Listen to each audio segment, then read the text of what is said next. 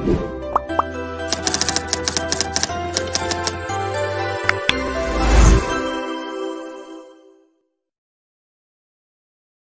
के इस वीडियो के द्वारा हम ऑटो चेंजओवर स्विच का वायरिंग करना सीखेंगे।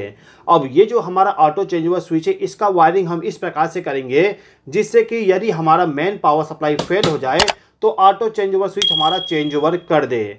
इसी प्रकार से पावर सप्लाई के दोबारा आने के बाद ऑटो चेंज ओवर स्विच हमारा चेंज ओवर कर देगा। तो किस प्रकार से auto change over switch work करता है और किस प्रकार से हम इसका वायरिंग करेंगे, पूरा चीज़ें इस वीडियो के माध्यम से सीखने वाले हैं। तो चलिए दोस्तों, वीडियो को स्टार्ट करते हैं। दोस्तों, यदि आपके घर में, ऑफिस में या फिर कंपनी में दो अलग अलग पावर सप्लाई का इस्तेमाल किया जाता है, अब इन दोनों पावर सप्लाई में से एक पावर सप्लाई आपका मेन पावर सप्लाई हो गया और जो आपका दूसरा पावर सप्लाई है, ये पावर सप्लाई आपका जनरेटर, यूपीएस, इन्वर्टर या फिर सोलर पैनल का पावर सप्लाई हो सकता है। मान लीजिए कि अभी के टाइम पर आपके घर में मेन पावर सप्लाई के द्वारा पावर सप्लाई प्रोवाइड किया जा रहा है।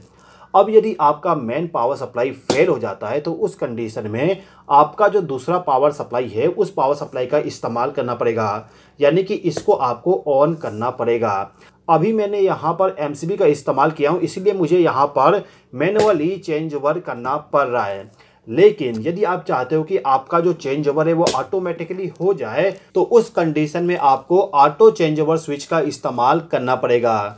ये जो आप डिवाइस देख रहे हो, इसको हम ऑटो चेंज ओवर स्विच या फिर एटीएस भी कहते हैं।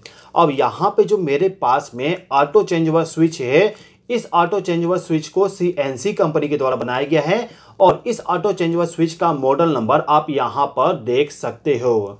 अभी के टाइम पर मेरे पास में जो ऑटो चेंज ओवर स्विच है, ये चेंज ओवर स्विच हमारा सिंगल फेस वाली है।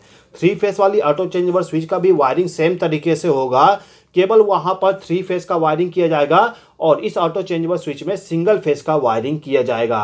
अब वायरिंग करने के लिए यदि आप देखोगे तो आपको यहाँ पर टोटल 8 टर्मिनल मिल जाएगा। 4 टर्मिनल यहाँ पर है और 4 टर्मिनल यहाँ पर, कुल मिला के आपको 8 टर्मिनल मिलता है पावर वायरिंग करने के लिए। उसके बाद यदि आपको इंडिकेशन लैंप को भी लगाना है तो उसके लिए आपको यहाँ पर कंट्रोल टर्मिनल मिल जाएगा।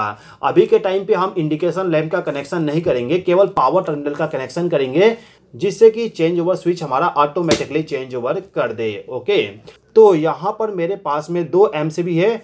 ये एमसीबी मेरा मेन इनकमिंग पावर सप्लाई के लिए हो जाएगा और ये वाला एमसीबी मेरा सेकेंड इनकमिंग पावर सप्लाई के लिए हो जाएगा। अब इन दोनों एमसीबी को मैंने इनकमिंग पावर सप्लाई दे दिया हूँ, आउटपुट पावर सप्लाई का केवल वायरिंग करना है। तो ये जो चेंज ओवर स्विच है, इसमें आप देख सकते हो यहाँ पर एन लिखा हुआ है और यहाँ पर आर लिखा हुआ है। जहाँ पे एन लिखा हुआ है इसका मतलब है कि आपका जो नॉर्मल पावर सप्लाई है, उस नॉर्मल पावर सप्लाई को लाके इस पॉइंट पे कनेक्ट करना है। इसके बाद जहाँ पे आर लिखा हुआ है वहाँ पे आपका जो सेकेंड सोर्स का पावर सप्लाई है उसको लाके कनेक्ट करना होगा। तो इसके लिए हम क्या करेंगे, जो हमारा नॉर्मल पावर सप्लाई है, इस नॉर्मल पावर सप्लाई से जहाँ पे हमें फेज सप्लाई मिलेगा उस पॉइंट पे हम एक वायर को कनेक्ट कर देंगे। अब इस वायर का जो दूसरा सिरा होगा, इसको ले जाके यहाँ पे जो ए लिखा हुआ है, इस पॉइंट पे हम फेज सप्लाई को प्रोवाइड कर देंगे इस प्रकार से। इसके बाद नॉर्मल पावर सप्लाई का जो न्यूट्रल वाला टर्मिनल है, उस टर्मिनल के साथ हम एक ब्लैक वायर को कनेक्ट कर देंगे न्यूट्रल पावर सप्लाई के लिए। अब इस वायर का जो दूसरा सिरा है, इसको ले जाके जो हमारा एन वाला टर्मिनल है, उस टर्मिनल के साथ हम इसको कनेक्ट कर देंगे, यानी कि हमने इस ऑटो चेंज ओवर स्विच को न्यूट्रल पावर सप्लाई प्रोवाइड कर दिए। अब इस चेंज ओवर स्विच को हमें दूसरे पावर सप्लाई का पावर सप्लाई प्रोवाइड करना है। तो इसके लिए हम क्या करेंगे, जो हमारा एमसीबी है, एमसीबी से जहाँ पे हमें न्यूट्रल पावर सप्लाई मिलेगा उस पॉइंट पे एक वायर को कनेक्ट कर देंगे और इस वायर के दूसरे सिरे को ले जाके जो यहाँ पर एन लिखा हुआ है, उस टर्मिनल के साथ इस वायर को हम कनेक्ट कर देंगे। इसी प्रकार से इस एमसीबी के दूसरे टर्मिनल पर हम एक वायर को कनेक्ट कर देंगे।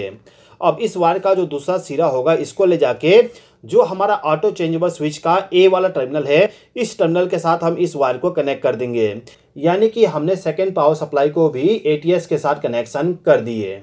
अब इस एटीएस का जो ये 4 टर्मिनल है, ये चारों के चारों आउटपुट टर्मिनल है। अब ये जो चारों आउटपुट टर्मिनल है इसमें आप देख सकते हो दो जगह ए लिखा हुआ है और दो जगह एन लिखा हुआ है। तो आपको यहाँ पर क्या करना होगा कि आपका जो यहाँ पर ए और ए वाला टर्मिनल है इन दोनों को आपस में शॉर्ट करना होगा, यानी कि आपको एक वायर के जरिए इन दोनों को आपस में लूप करना होगा इस प्रकार से। इसी प्रकार से एन वाले टर्मिनल को एन वाले टर्मिनल के साथ भी लूप करना होगा। अभी के टाइम पर इस एटीएस का वर्किंग को एक्सप्लेन करने के लिए मैं यहाँ पर एक लैंप का कनेक्शन करके आपको एक्सप्लेन कर देता हूँ। तो इस लैंप का जो दोनों वायर होगा फेस और न्यूट्रल सप्लाई के लिए, इन दोनों वायर को ले जाके आपका जो यहाँ पर ये दोनों वायर है इन दोनों वायर के साथ इन दोनों वायर को कनेक्ट कर दीजिएगा, यानी कि इस लैंप को आप फेस सप्लाई और न्यूट्रल सप्लाई इस आउटपुट वाले टर्मिनल के द्वारा प्रोवाइड कर दीजिएगा। तो ये जो मेरे पास में ऑटो चेंजेबल स्विच है, इस ऑटो चेंजेबल स्विच का वायरिंग पूरा का पूरा कंप्लीट हो चुका है। अब इस ऑटो चेंजेबल स्विच में आप देख सकते हो यहाँ पर ऑटो मैनुअल लिखा हुआ है और साथ ही साथ में एक स्विच दिया गया है। यदि आप यहाँ पर इस स्विच को मैनुअल पोजीशन पे सेलेक्ट कर देते हो, उसके बाद यदि आप यहाँ पर इस एमसीबी को ऑन कर दोगे तो इस कंडीशन में आप देख सकते हो आपका लैंप ऑन हो चुका है। हमने यहाँ पर मेन पावर सप्लाई को ऑन कर दिए तो लैंप हमारा ऑन हो गया। अभी के टाइम पर हमारा changeable switch main power supply के साथ में कनेक्ट है। यदि मैं इसको यहाँ पर इस तरफ रोटेट कर दूं तो ऑफ हो जाएगा। इसके बाद दोबारा से यहाँ पर इसको इस तरफ रोटेट कर देने पे इस वाले एमसीबी के द्वारा पावर सप्लाई हमारे लोड को प्रोवाइड करेगा। ये एमसीबी ऑफ है इसलिए लैंप हमारा ऑफ कंडीशन में है। इस एमसीबी को यदि मैं ऑन कर दूं तो आप देख सकते हो लैंप हमारा ऑन हो चुका है। यानी कि यदि आपको यहाँ पर मैनुअली चेंज ओवर करना है तो उस कंडीशन में इस स्विच को आपको मैनुअल कंडीशन पे रखना है। लेकिन यदि आप चाहते हो कि आपका change over switch automatically change over कर दे तो उस कंडीशन में इस सेलेक्टर स्विच को आपको ऑटो वाले पोजीशन पे सेलेक्ट करके रखना है। अब यदि मैं इस मेन पावर सप्लाई को फेल कर दूं तो इस कंडीशन में ऑटो चेंज ओवर स्विच हमारा चेंज ओवर कर देगा। आपने देखा यहाँ पर चेंज ओवर हो चुका है। एक बार और देखिए, ये जो हमारा चेंज ओवर स्विच है अब इस तरफ चला जाएगा जब मैं पावर सप्लाई को दोबारा ऑन करूंगा।